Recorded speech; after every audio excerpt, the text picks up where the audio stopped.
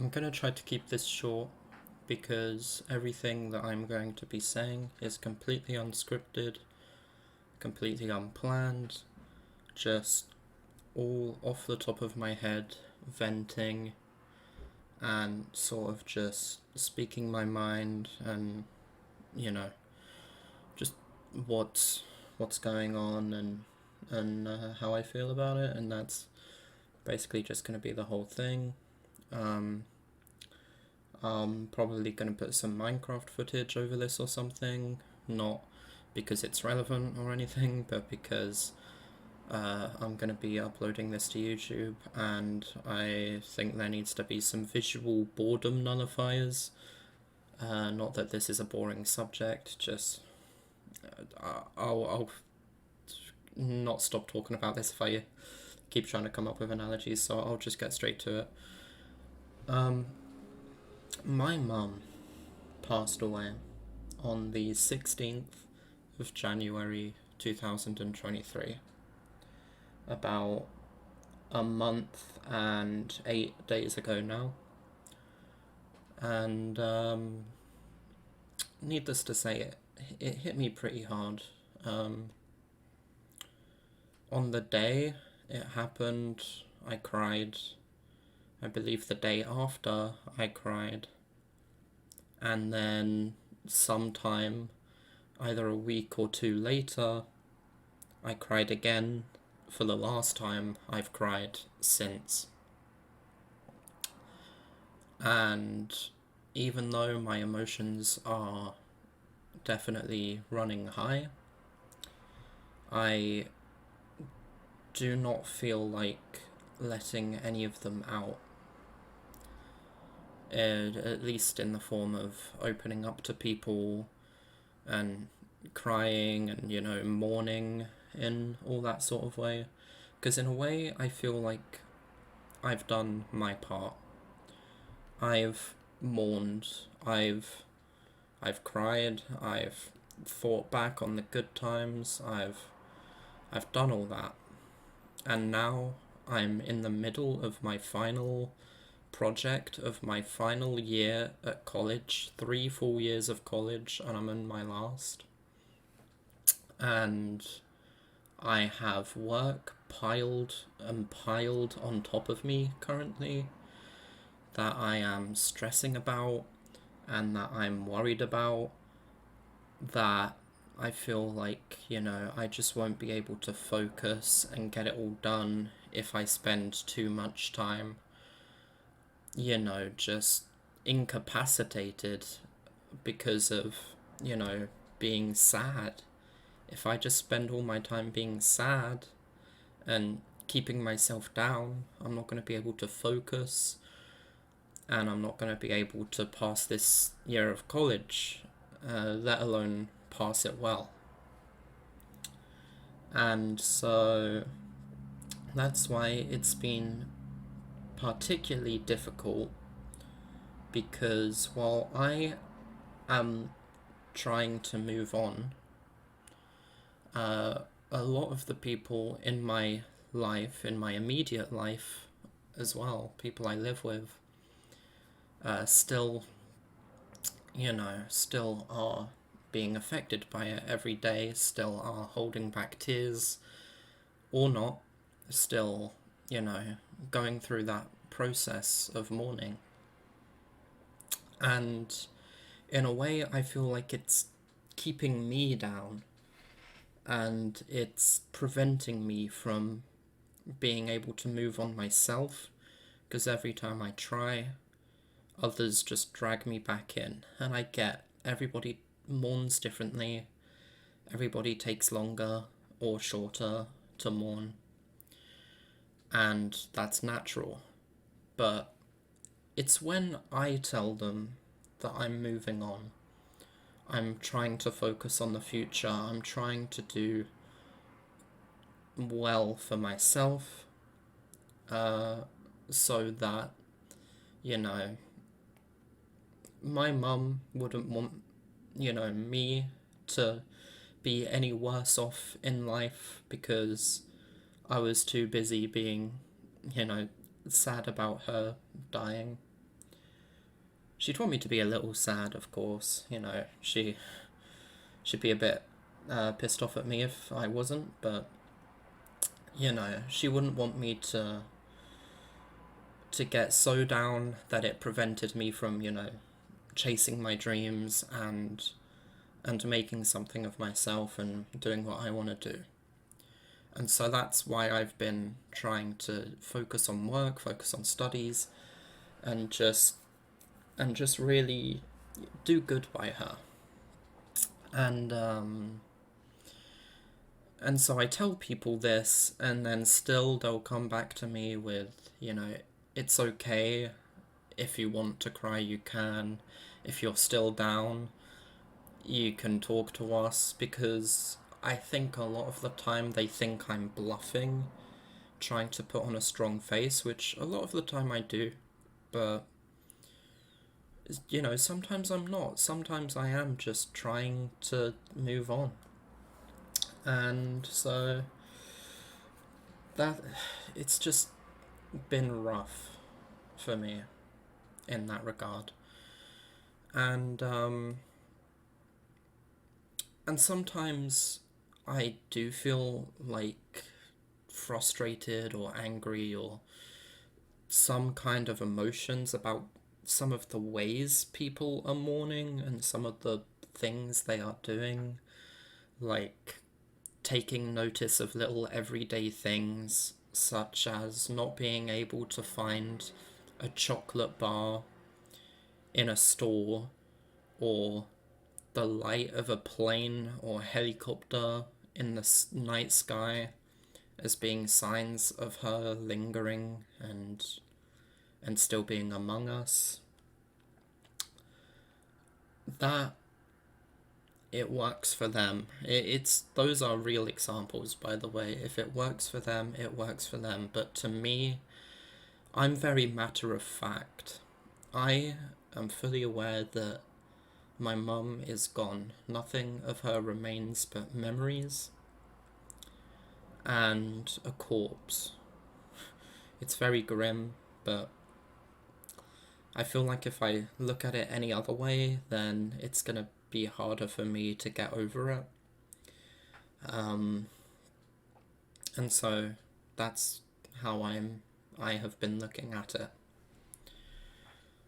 And if it seems like, I may be taking it a little bit too well, in a way, since it's only been a little over a month, it's only because about a year and a half ago to 2 years ago, I lost my dad to cancer. My mum died of a heart attack, which came from underlying health problems due to, a lot of bad drinking habits over the years that slowly chipped away at her. It was out of the blue, nobody expected it, she just had a heart attack, and that was it. My dad, I think, hit me harder. Not my biological dad, but someone that I was very close to and would consider a father figure. He died from cancer, and his death, I think, hit me more because I hated seeing my mum so upset. I hated having to, see her go through all this guilt and sadness. I had tons of guilt because I kept putting off going to see him, because, you don't really want to see family members when they're, not doing so hot. You want to know them when they're healthy and happy, not when they're laying in a bed at home, not being able to go anywhere, and just like slowly decaying, pretty much. And so I felt guilty for not having gone to see him.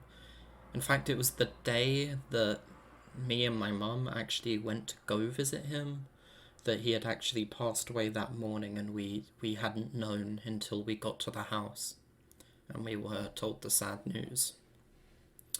And so that affected me for a long time, but I was eventually able to start getting over it. I think it brought me closer to my mum, and we had a good year and a half together, being super close, and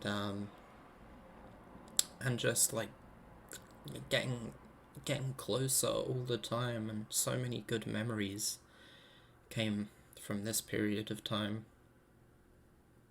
And I think it was some of the best years of her life, maybe some of the rockiest of mine, also because, just for context, I'm 18 turning 19 in about 5 months, and when I was about 15, I had a run-in with the police that resulted in me having to be kept a watchful eye on for 3 years. That only just came to an end, in fact, the week before my mum died. And so I was having to go through college while, having this like crutch on me because I was limited with the things I could do because of the stupid things I had done. As a stupid teenager, literally ages 13 to 15, I did some stupid things. And it led to, the years of my life that were most important to somebody's life. Becoming 18 and growing up and having to go into that next stage of your life. I was kind of held back from really excelling because, again, I had this stupid crutch on me. And